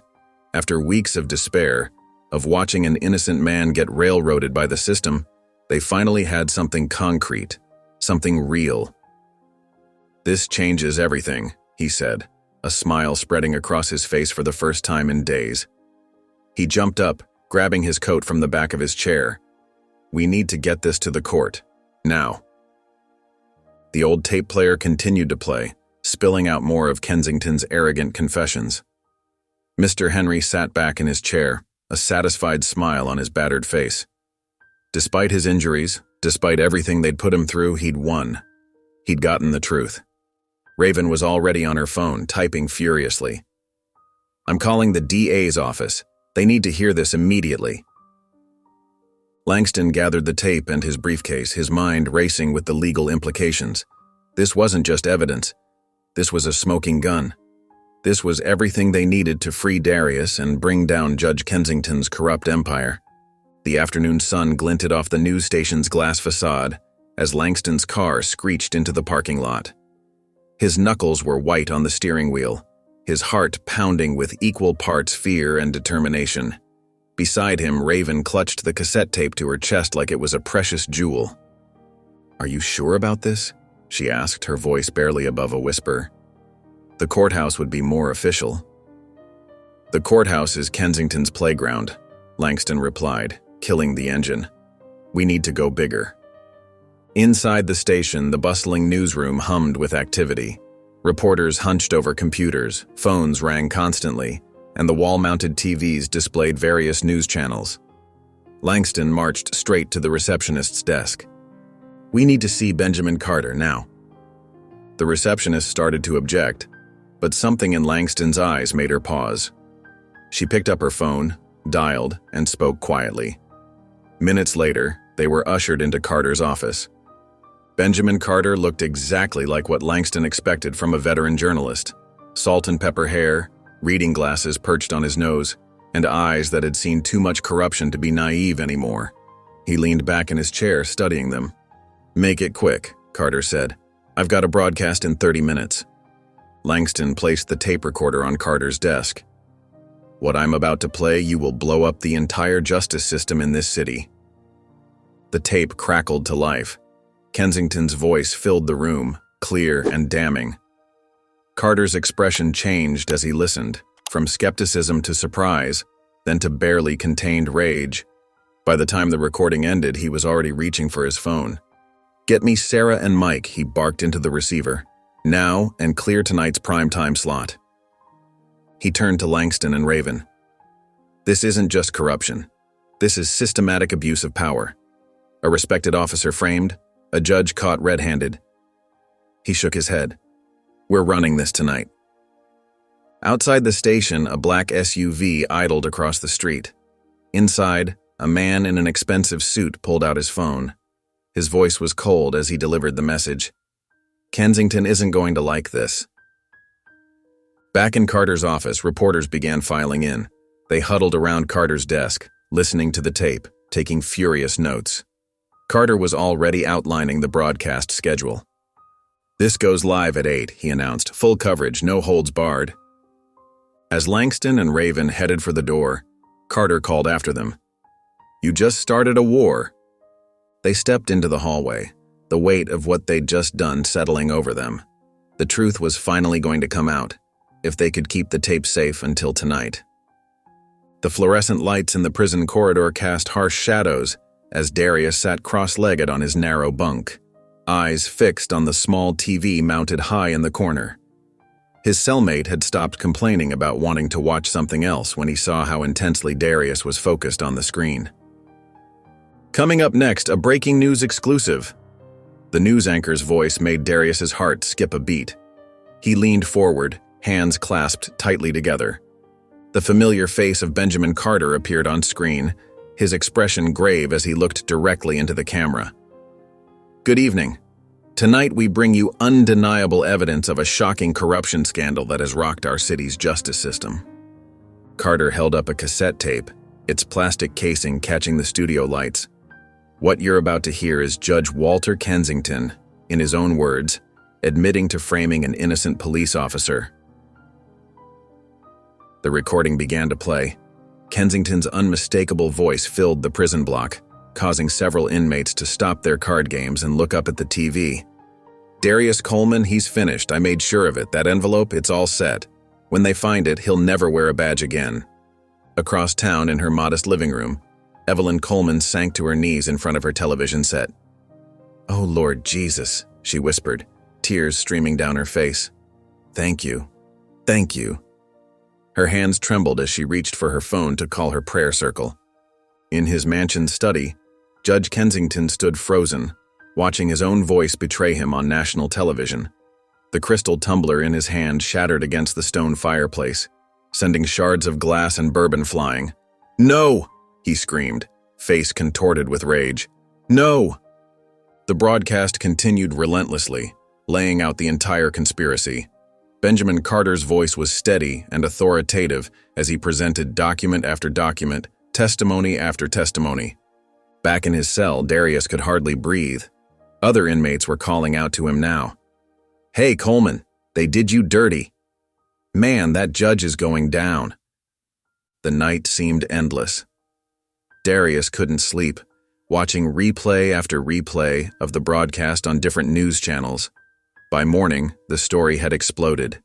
Phone lines at the courthouse were jammed. Social media was flooded with calls for justice. The district attorney's office released an emergency statement. In light of new evidence, we are immediately moving to review the case against former officer Darius Coleman. At 6:45 a.m., heavy footsteps echoed down the prison corridor. A guard Darius didn't recognize appeared at his cell door, keys jingling in his hand. "Get up, Coleman," the guard said, his voice gruff but not unkind. "You've got a retrial." The morning sun streamed through the tall courthouse windows, casting long shadows across the packed courtroom. Every seat was filled, with reporters clutching notepads and community members whispering among themselves. The air felt electric with anticipation.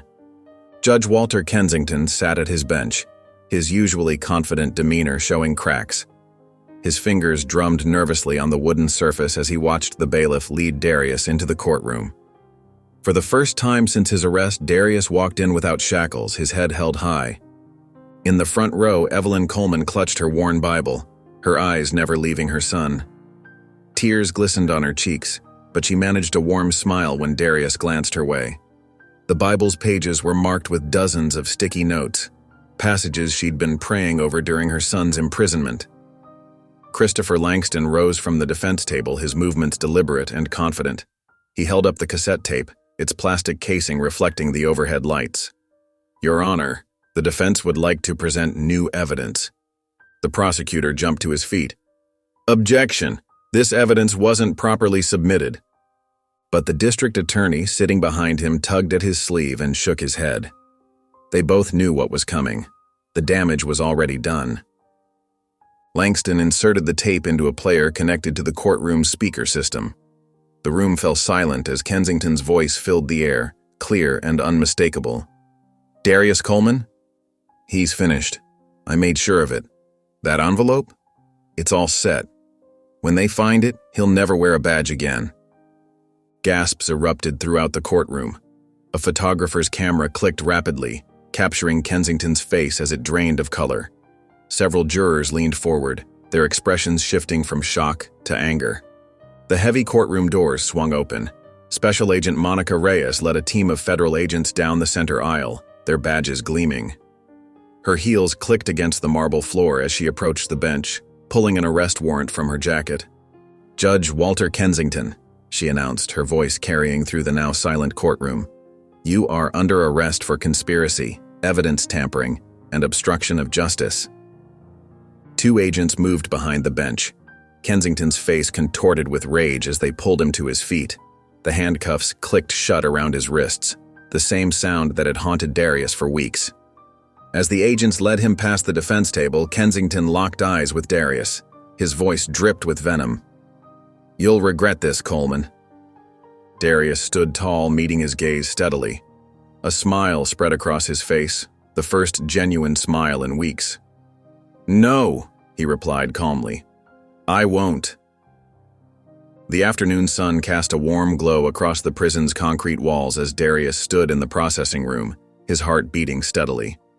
The guard behind the counter pushed a plastic bag toward him, containing the pieces of his former life. His fingers trembled slightly as he opened it. Inside, he found his wallet, still containing the same worn photos and receipts from that fateful day. Next came his watch, Janelle's engagement gift to him. The silver face caught the fluorescent light, reminding him of happier times. At the bottom of the bag lay his badge, its golden surface dulled from months in storage. Darius lifted the badge, its weight familiar yet somehow different now. He studied the numbers etched into its surface, remembering how proud he'd been the day he earned it. After a long moment, he set it aside on the counter. Some chapters had to end for new ones to begin. "You're all set, Mr. Coleman," the guard said, sliding him the final release papers. Walking through the prison corridors for the last time felt surreal. Each step brought him closer to freedom, the sound of his civilian shoes echoing against the concrete floors. The heavy metal doors buzzed open one by one until finally, he stepped out into the bright afternoon air. His mother stood waiting by her old blue sedan, her hands clasped together in prayer. When she saw him, her face crumpled with joy. "My baby," she cried, running toward him with outstretched arms. Darius caught her in a tight embrace, feeling her tears soaking into his shirt. His own eyes welled up as he held her, breathing in the familiar scent of her perfume. "I never lost faith," she whispered, squeezing him tighter. "Not for 1 second." A few feet away stood the unlikely team that had fought for his freedom. Christopher Langston, looking more relaxed than Darius had ever seen him, stood with his hands in his pockets. Beside him, Raven Castillo smiled warmly, her investigator's notebook tucked under her arm. And there was Mr. Henry Williams, leaning on his cane, his face still bearing the marks of his brutal attack, but wearing a triumphant grin. "Told you the truth would come out," Henry said, his voice strong despite his injuries. "Truth's like that. You can try to bury it, but it always finds its way to the light." Darius walked over to them, taking Langston's extended hand in a firm handshake. "I can't thank you enough," he said, his voice thick with emotion. "All of you." Langston shook his head, smiling. "It wasn't just me. It was all of us. Sometimes justice needs a whole team to make it work." Looking up at the vast blue sky above him, Darius took a deep breath. The air tasted different now, sweeter, cleaner, filled with possibility. For the first time in months, he was truly free. The evening sky painted streaks of purple and orange as Darius stood outside Mr. Henry's modest apartment building. His knuckles hesitated for a moment before rapping on the worn wooden door. The sound of shuffling feet approached, and the door creaked open to reveal Mr. Henry, his face still showing the marks of his brave stand against corruption. "Took you long enough?" Henry chuckled, his unseeing eyes crinkling with warmth. Despite the bruises that mottled his face, his smile was genuine and welcoming. The small apartment was filled with the aroma of home cooking, cornbread and something that smelled like his mother's Sunday stew. Darius followed Henry into the cramped but cozy living room, where 2 bowls sat steaming on a coffee table. "My late wife's recipe," Henry explained, settling into his favorite armchair. "She always said good food makes for better conversation." As they ate, Henry shared stories from his younger days. His voice carried decades of experience, painting pictures of a different time when justice seemed even more elusive. "Back in '65, I watched a good man go to prison because a judge didn't like the color of his skin. Couldn't do anything then, just a young janitor starting out. But I promised myself I'd never stay silent again." Darius listened intently, seeing his own recent struggles reflected in Henry's tales. The old man had witnessed countless injustices from his seemingly invisible position in the courthouse, gathering wisdom from each bitter lesson. "I've seen men like Kensington before," Henry continued, his voice growing serious. "They fall, but there's always another. Different face, same rot underneath." Darius nodded slowly, stirring his stew.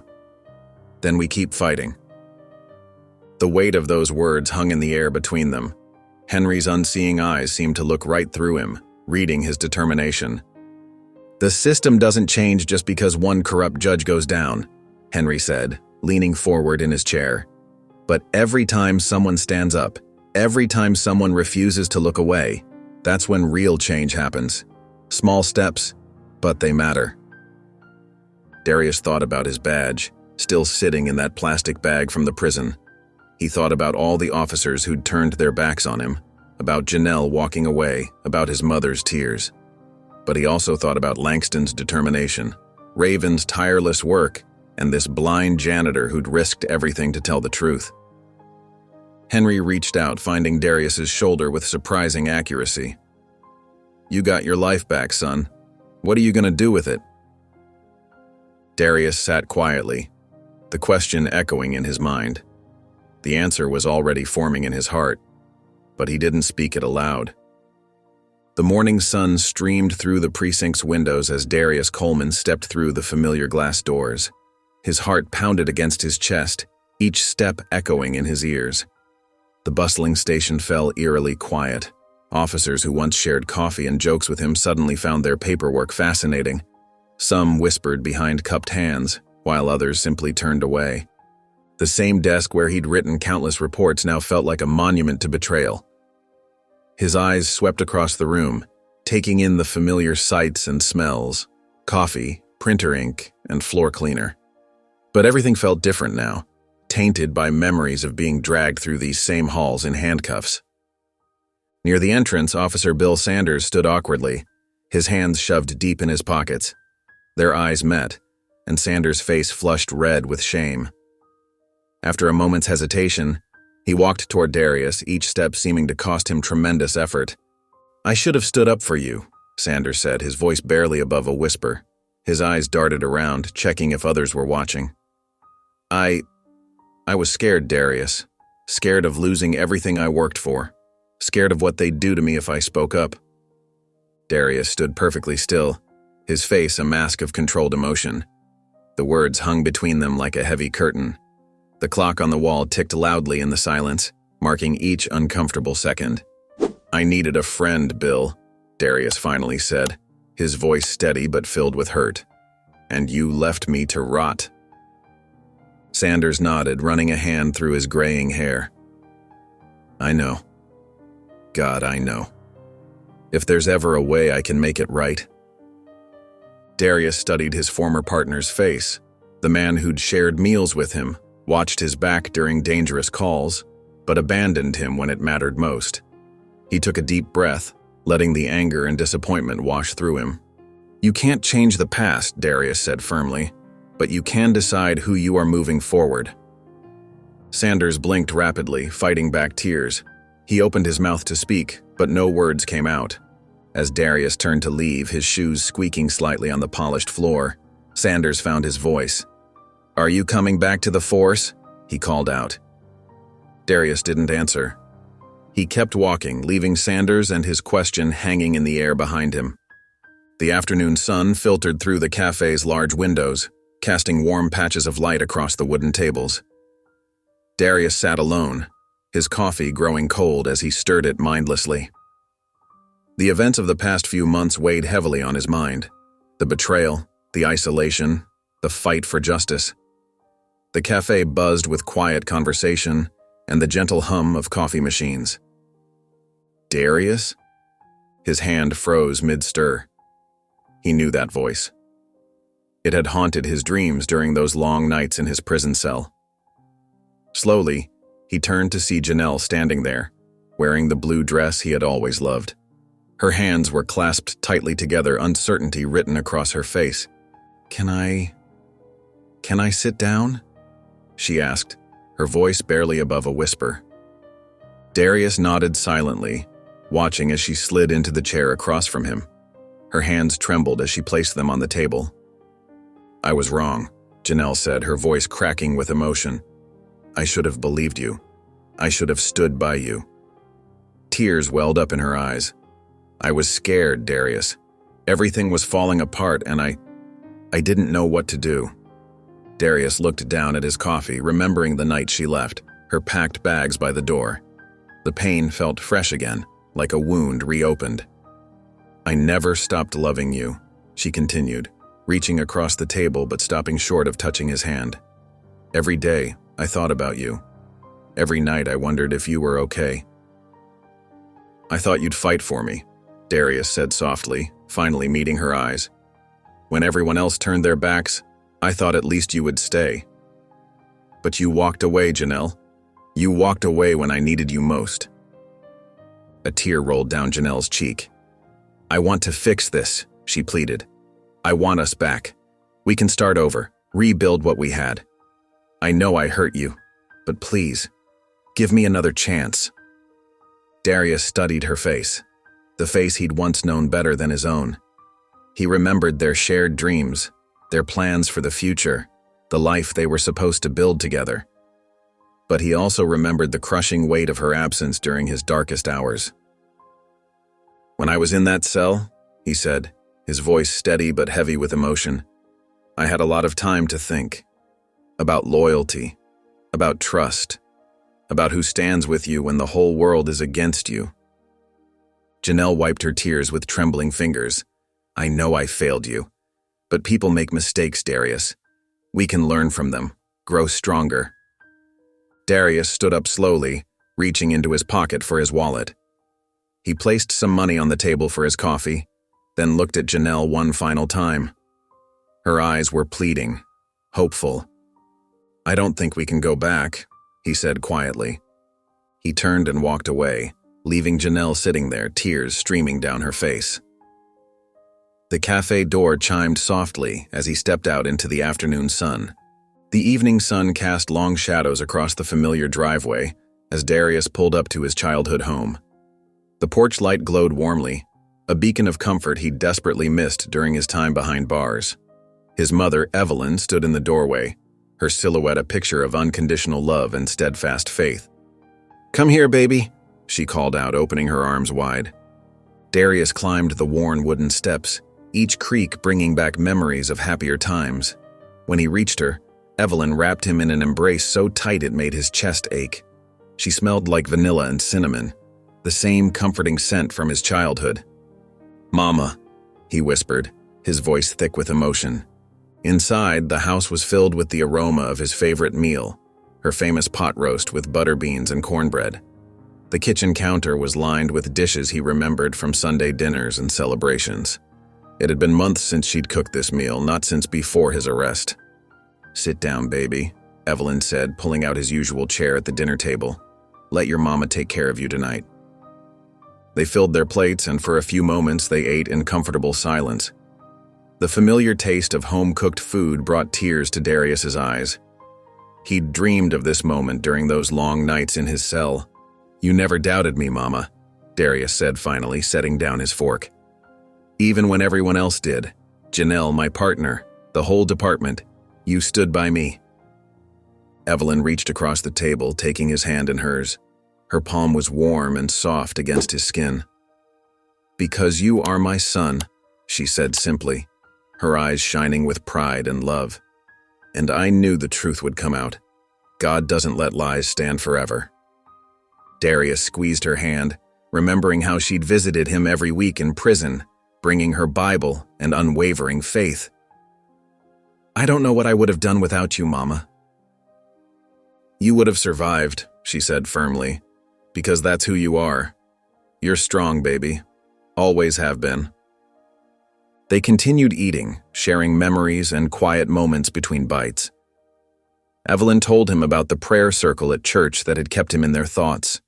She mentioned how she'd kept his room exactly as he'd left it, waiting for his return. After dinner, as they sat in the living room with cups of sweet tea, Evelyn turned to face him. She reached out and cupped his face in her hands, the way she used to when he was a little boy. Tears glistened in her eyes, but she was smiling. "You're free now, baby," she said softly. "But what are you going to do next?" The morning sun filtered through the dusty windows of Mr. Henry's apartment building as Darius stood outside the familiar door. His knuckles rapped against the worn wood with purpose, though it was barely 7 a.m. He heard shuffling inside, followed by the distinctive tap of Henry's cane. "Didn't expect to see you this early, kid," Henry grumbled good-naturedly as he opened the door, still in his striped pajamas and robe. Despite his words, his face showed a hint of amusement. The apartment was small but cozy, filled with the collected treasures of Henry's 40 years at the courthouse.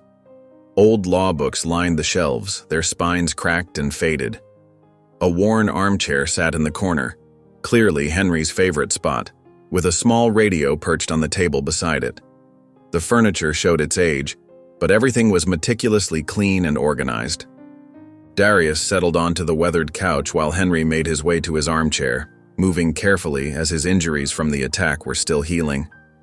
The morning light cast long shadows across the room, highlighting the determination in Darius's face.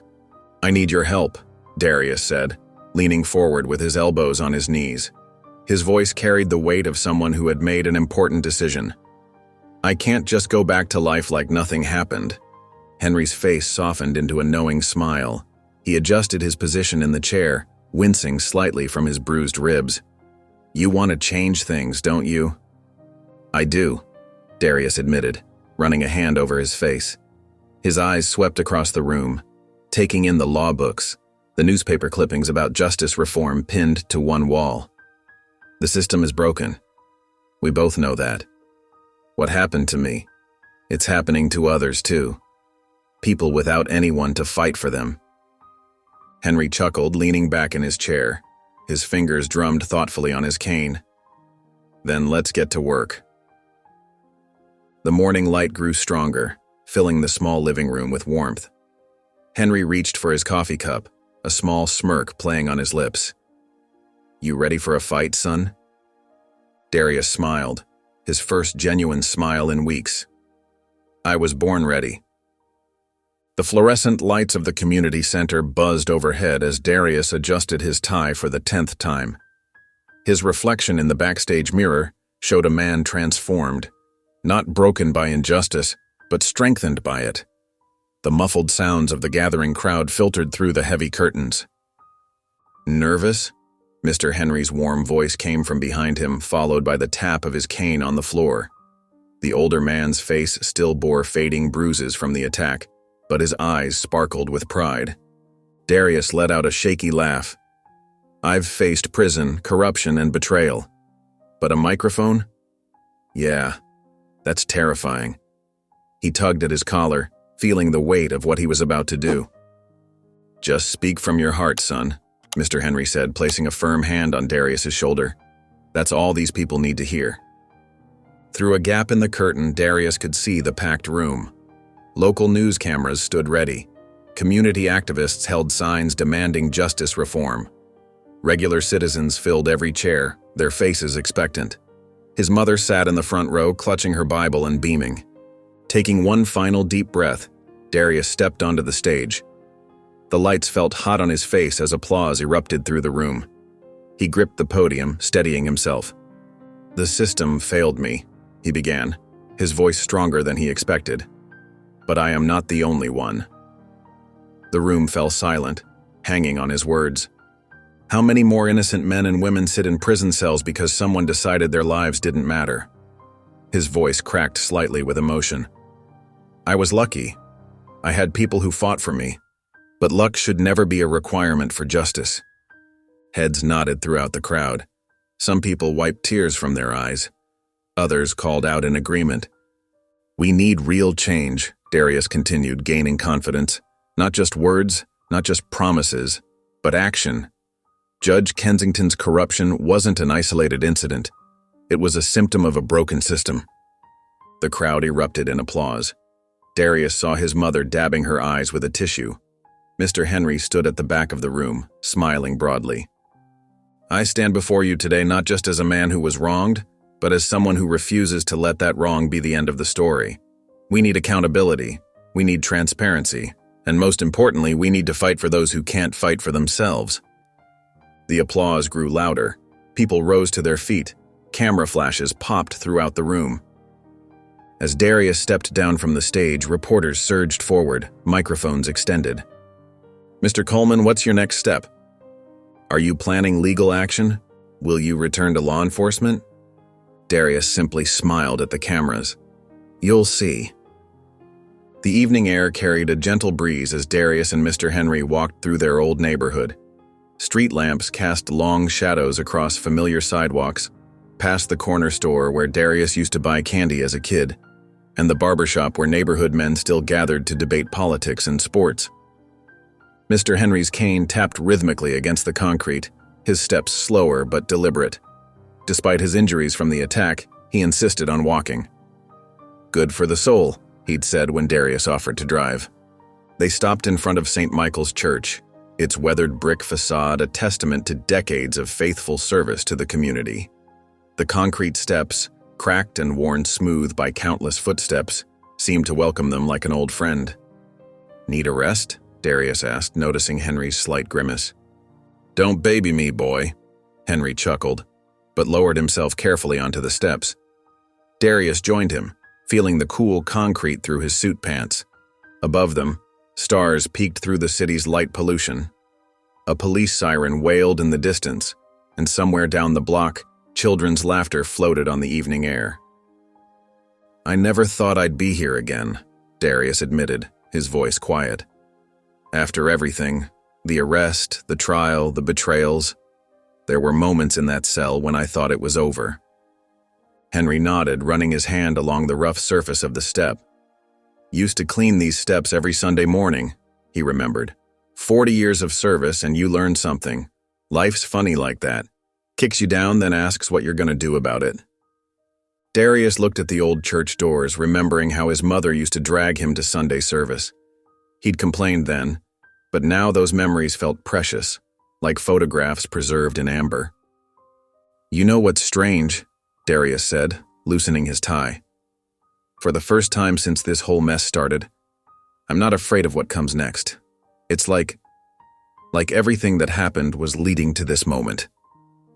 Henry smiled, his unseeing eyes turned toward the street. "That's because you finally found your purpose.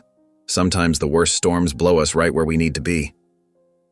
They sat in comfortable silence, listening to the neighborhood's evening symphony, distant car horns, the rumble of the elevated train, the rustle of leaves in the church's old oak tree. Mr. Henry patted Darius's back, his weathered hand strong and sure. "You ain't done yet, son," he said with a smile. "This is just the beginning." The morning sun filtered through the coffee shop's large windows, casting long shadows across the worn wooden floors. Darius pushed open the familiar glass door, hearing the gentle chime that had greeted him countless times before. The aroma of freshly ground coffee beans wrapped around him like an old friend. Behind the counter, Sarah, the barista who'd served him for years, froze mid-motion. Her eyes widened with recognition, then softened with sympathy. She'd seen his story on the news, watched as his name was cleared. "Coffee's on the house, officer," she said warmly, already reaching for his usual order. Dark roast, no sugar. Darius felt a familiar ache in his chest. "Not an officer anymore," he corrected her gently, managing a small smile. Sarah's face flushed. "I'm sorry, I didn't mean to." "It's okay," he assured her, pulling out his wallet. "But I insist on paying." She nodded, understanding his need for normalcy. As she prepared his coffee, Darius settled into his old spot by the window. The city moved around him in its usual rhythm. People rushing to work, kids heading to school, street vendors setting up their carts. That's when he saw them. 2 officers had stopped a young black teenager wearing a gray hoodie. The kid couldn't have been more than 15, his shoulders tense, hands visible but trembling. Darius recognized that look, the mixture of fear and helplessness that came with being questioned just for existing. Without thinking, Darius stood up. His coffee sat forgotten on the table as he pushed through the door, the bell chiming sharply behind him. He didn't intervene directly. He knew better than that. Instead, he positioned himself nearby, close enough that the officers couldn't miss his presence. One officer glanced his way, then did a double take. Darius met his gaze steadily. He'd been on their side of things once, knew how power could corrupt even good intentions, but he also knew that accountability could change behavior. The teenager kept his responses calm and clear, just like Darius had learned to do growing up. But his eyes darted around nervously until they landed on Darius. Something in the boy's posture changed then. His shoulders straightened slightly. His voice grew more confident.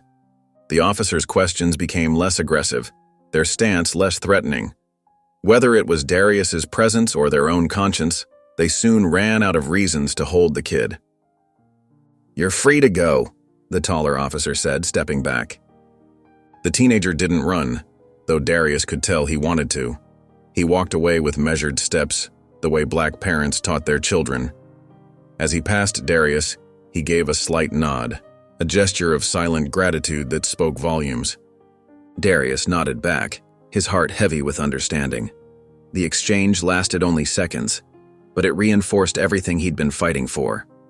The kid disappeared around the corner, and the officers returned to their patrol car, but Darius remained rooted to the spot. Through the window, he could see his coffee getting cold, Sarah watching him with a mixture of pride and sadness. He knew his work wasn't done. It had only just begun. The evening sky painted streaks of purple and orange across the horizon as Darius stood outside Mr. Henry's modest apartment building. Through the ground floor window, he could see the old man settled in his worn leather recliner, newspaper spread across his lap. The sight made Darius smile. Even after everything that happened, some things stayed exactly the same. A gentle breeze rustled through the trees lining the street. Darius shifted his weight, hands in his pockets, watching as Henry's fingers traced over the newspaper's pages. The old man's face was still bruised from the attack, but his expression remained peaceful, determined. Finally, Darius stepped forward and knocked on the door. 3 sharp raps, their signal.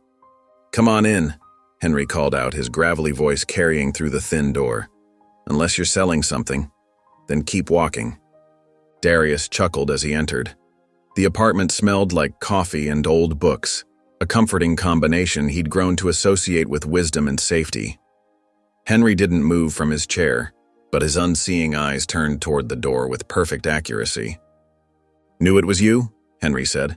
"Got that hesitant knockdown pat?" They sat in comfortable silence for a moment. The ticking of an old clock on the wall marked the passing seconds. Outside, a car honked, and somewhere in the distance, a dog barked. "I wouldn't have made it without you," Darius finally said, his voice thick with emotion. Henry's face cracked into that familiar smirk. "Nah, son, you saved yourself." Darius shook his head firmly. "Number, you saw the truth before anyone else did." He leaned forward in his chair, elbows on his knees. "When everyone else believed the lies, you knew. You risked everything. Your job, your safety, your life. For me." Henry's expression softened, the wrinkles around his eyes deepening. "You never needed eyes to see the truth, son." He set his newspaper aside, turning fully toward Darius's voice. "Truth ain't about what you see.